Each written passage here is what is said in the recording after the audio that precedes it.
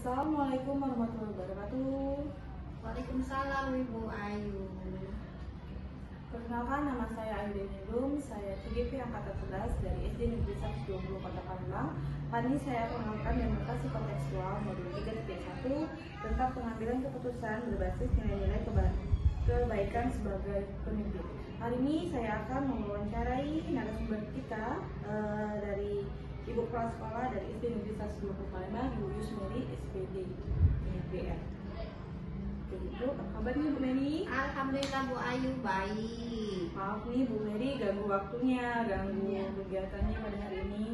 Hari ini saya akan melakukan sedikit wawancara Bu. Ada beberapa pertanyaan nih tentang kasus yang akan dijalankan apabila Ibu ada kasus dan Ibu dalam melakukan dilema etikanya, bagaimana cara menjalankannya.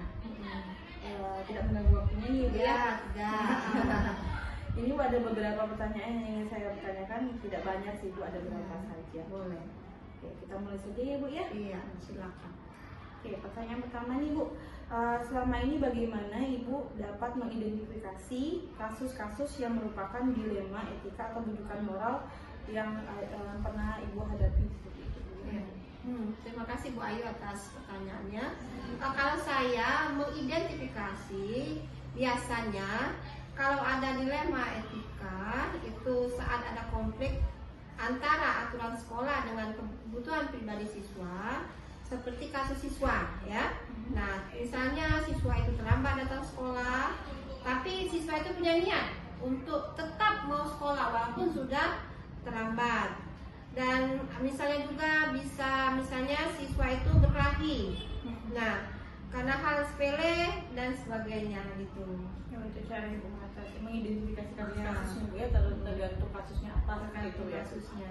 Oke, pertanyaan selanjutnya nih Bu, selama ini bagaimana Ibu menjalankan pengambilan keputusan di sekolah Ibu, terutama untuk kasus-kasus di mana ada dua kepentingan Ibu yang sama-sama benar atau sama-sama mengandung nilai kebaikan? Iya. Ya, saya biasanya mengajak beberapa orang dari tim pimpinan dan pengelola sekolah ya. Nah, untuk berdiskusi. Nah, kami pertimbangkan dari semua sisi. Ya, yang penting kita harus tahu dulu faktanya apa, datanya bagaimana kan, dan dampaknya sebelumnya. Nah, memutuskan untuk memiliki keputusan yang benar ya. Dan kami berusaha mencapai kesepakatan bersama dengan seadil-adilnya gitu. Berarti berdiskusi ya Bu ya? Berdiskusi. Oke, selanjutnya nih Bu, pertanyaannya, langkah-langkah atau prosedur seperti apa yang bisa Ibu lakukan selama ini Bu? Ya, ada pun langkah-langkahnya, yaitu pertama kita kumpulkan dulu ya semua informasi yang terkait yang ada, dan kemudian kita identifikasi nilai-nilai yang bertentangan, kemudian kita pertimbangkan dampak keputusan dari semua orang, dan kita diskusikan dengan tim-tim yang lain, misalnya guru atau komite atau masyarakat. Kita bisa berdiskusi, berkolaborasi, dan kemudian kita bisa mengambil keputusan gitu Bu ya. Gitu Bu ya, jadi langkah-langkahnya tuh sudah sesuai dengan prosedur yang sudah akan dilakukan ya. Oke, pertanyaan selanjutnya, hal-hal apa saja yang selama ini Ibu anggap efektif dalam pengambilan keputusan pada kasus-kasus dilema etika Bu? Iya. Oke, yang paling efektif itu adalah melibatkan berbagai pihak ya. Nah, dalam proses keputusan, misalnya kita berkomunikasi dengan jelas, transparan dalam membuat keputusan, juga mengikuti prosedur. Ya. Oke. Misalnya tadi kan sudah apa jalannya efektif dalam pengambilan keputusan. Selanjutnya ini Bu, hal apa saja yang selama ini merupakan tantangan ini Bu dalam pengambilan keputusan pada kasus-kasus dilema etika ini? Tantangannya? Ya, tiap masalah itu pasti ada tantangannya ya. Oke, tantangannya termasuk konflik kepentingan, yaitu antara pihak-pihak yang terlibat ya, tekanan dari luar, dan ketidakpastian dalam memilih keputusan yang tepat ya. Nah, kadang-kadang kita sulit membuat keputusan yang diterima untuk semua pihak gitu. Iya. Karena kita berkeputusan belum tentu semuanya Belum setuju tentu ya. Iya. Tantangannya itu ya. Oke, pertanyaan selanjutnya nih Bu. apakah Ibu memiliki sebuah tata cara atau jadwal tertentu nih Bu dalam sebuah penyelesaian kasus dilema etika? Apakah Ibu langsung menyelesaikan di tempat atau Ibu memiliki sebuah jadwal untuk menyelesaikannya? Nah, bentuk atau prosedur seperti apa yang akan Ibu jalankan? Iya, Bu Ayu. Jadi kita tuh misalnya di sekolah ada masalah ya, ada konflik, itu kita tidak ada jadwal. Jadi apabila ada sebuah masalah, kita langsung selesaikan secara baik-baik gitu.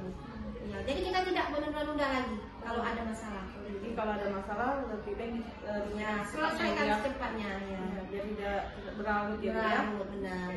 Oke, pertanyaan selanjutnya nih Bu. Adakah seseorang atau faktor-faktor apa yang selama ini mempermudah atau membantu Ibu dalam pengambilan keputusan dalam kasus-kasus dilema etika? Iya. Yang jelas saya tidak bisa sendirian ya. Ada orang lain yang membantu saya. Misalnya dalam kasus di sekolah, saya ada guru-guru, ya, ada komite, ada orang tua murid, dan ada juga masyarakat sekitar. Nah, mereka semualah yang membantu saya memecahkan suatu masalah, ya, sehingga mendapatkan suatu keputusan yang tepat. Jadi diajak diskusi bersama, berkolaborasi, ya, biar masalahnya tidak berlalu dan cepat selesai, ya. Oke, pertanyaan terakhir nih Bu. Ya. Oke, dari semua hal yang telah disampaikan nih Bu, pembelajaran apa yang dapat Ibu petik nih dari pengalaman Ibu mengambil keputusan dilema etika? Ya, dari kasus ya dilema etika, kita tuh harus terbuka, ya, transparan, ya, dan berkomunikasi itu sangat penting. Nah, dalam pengambilan keputusan, saya juga belajar bahwa penting untuk mempertimbangkan semua aspek dan dampak dari keputusan serta fleksibel untuk menyesuaikan keputusan jika diperlukan, gitu Bu Ayu. Jadi sesuai dengan keputusannya apa yang akan dijalankan ya. Oke, itulah demikian Bu wawancara kita pada hari ini. Terima kasih banyak Bu sudah meluangkan waktunya, sudah memberikan informasi bagaimana cara mengatasi apabila ada kasus yang memerlukan dilema etika pada diri kita. Sampai ketemu lagi Bu. Saya akhiri wawancara kita pada hari ini. Wabillahi taufiq wal hidayah. Wassalamualaikum.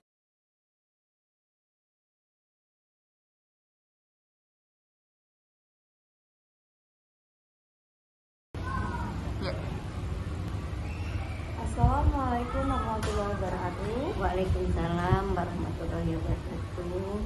Perkenalkan, saya Ayu Dewi SPY. Saya CGP Angkatan 11 dari Kota Palembang dari SD Negeri 120.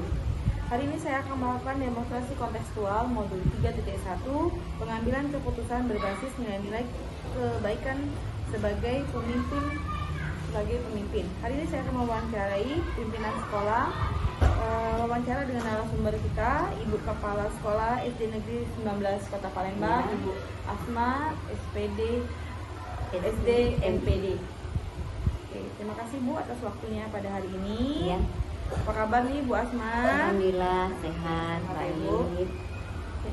Terima kasih atas waktunya. Hari ini saya akan mewawancarai beberapa pertanyaan tentang dilema etika, kasus dilema etika yang pernah Ibu alami di sekolah yang Ibu jalankan. Oke. Ada beberapa pertanyaan yang ingin saya ajukan. Apa boleh Bu? Ya, silakan. Oke, terima kasih atas waktunya dan sudah saya mulai dengan pertanyaan pertama ya Bu. Ya. Oke. Selama ini bagaimana Ibu dapat mengidentifikasi kasus-kasus yang merupakan dilema etika atau bujukan moral Bu? Saya akan melihat kasusnya terlebih dahulu, melanggar hukumkah? Kalau memang melanggar hukum artinya itu bujukan moral. Jika bisa dikategorikan benar lawan benar, itu adalah kasus dilema.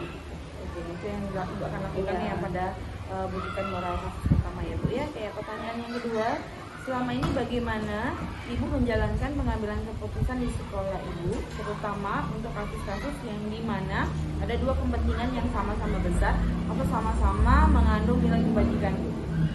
Lagi-lagi saya akan melihat kasusnya dari beberapa sudut pandang sehingga nantinya bisa memberikan jalan terbaik bagi kedua belah pihak. Itu yang akan dilakukan dalam pengambilan nilai kebajikannya ya Bu ya. Oke, pertanyaan yang ketiga nih Bu, langkah-langkah atau prosedur seperti apa yang biasa Ibu lakukan selama ini Bu dalam dengan kasus yang studi kasus yang berbeda-beda? Tentu pertama saya mengidentifikasi kasusnya terlebih dahulu, kemudian mengumpulkan informasi yang relevan bagi berbagai pihak. Setelah fakta didapat, maka saya akan memecahkan dengan pihak yang terlibat untuk mendapatkan alternatif solusi yang tepat. Langkah-langkah yang akan dilakukan ya Bu ya. Oke, pertanyaan selanjutnya nih Bu, hal-hal apa saja yang selama ini Ibu anggap efektif dalam pengambilan keputusan pada kasus-kasus di lini etika Bu? Ya, setelah menganalisis masalah, solusi yang dapat atau haruslah sesuai dengan permasalahan dengan norma yang berlaku. Namun sebisa mungkin permasalahan itu dibuat sesederhana mungkin sehingga dapat diterima. Itu adalah pengambilan keputusan secara efektif ya Bu ya. Ya. Nah, selanjutnya nih ada pertanyaan nih, hal-hal apa saja yang selama ini merupakan tantangan Bu dalam pengambilan keputusan pada kasus di lini etika yang telah dilakukan? Sebagai pemimpin di suatu sekolah, tentunya saya harus bijak sehingga keputusan dapat diterima oleh warga sekolah dengan baik dan lapangnya. Ya.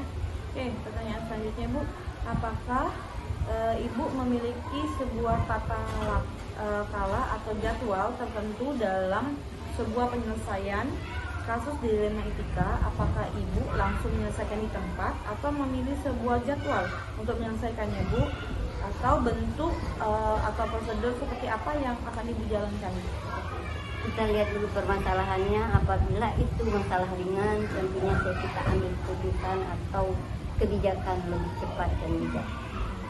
Kalau misalnya sesuai dengan kasusnya yang akan Ya. diambil ya Bu ya. Oke, selanjutnya Bu, adakah seseorang atau faktor apa yang selama ini mempermudah atau membantu Ibu dalam pengambilan keputusan dalam kasus-kasus di lini etika? Tentu saja ada di setiap permasalahan, makanya kita selalu mengajak warga sekolah untuk bekerja sama untuk memecahkan masalah tersebut sehingga kita dapatkan alternatif solusi dari permasalahan yang dihadapi. Ini terakhir Bu, pertanyaan ya. Dari semua hal yang telah disampaikan, pembelajaran apa yang dapat Ibu petik dari pengalaman Ibu pengambilan keputusan di lini etika? Pelajaran yang dapat diambil sebagai pemimpin harus selalu tenang dalam menghadapi masalah sehingga kita bisa selalu terbuka dengan warga sekolah sehingga mereka bisa memberikan alternatif yang akan kita ambil sebagai suatu keputusan yang tidak merugikan salah satu pihak. Demikianlah nih Bu wawancara kita pada hari ini tentang dilema etika dengan modul 3.1, bagaimana cara Ibu menjalankan langkah-langkah dalam pengambilan keputusan pada dilema etika ya Bu ya. Terima kasih atas waktunya, terima kasih sudah memberikan kesempatan saya mewawancara Ibu. Sampai ketemu lagi di lain waktu ya Bu. Saya akhiri, wabillahi taufiq wal hidayah. Wassalamualaikum warahmatullahi wabarakatuh. Waalaikumsalam warahmatullahi wabarakatuh.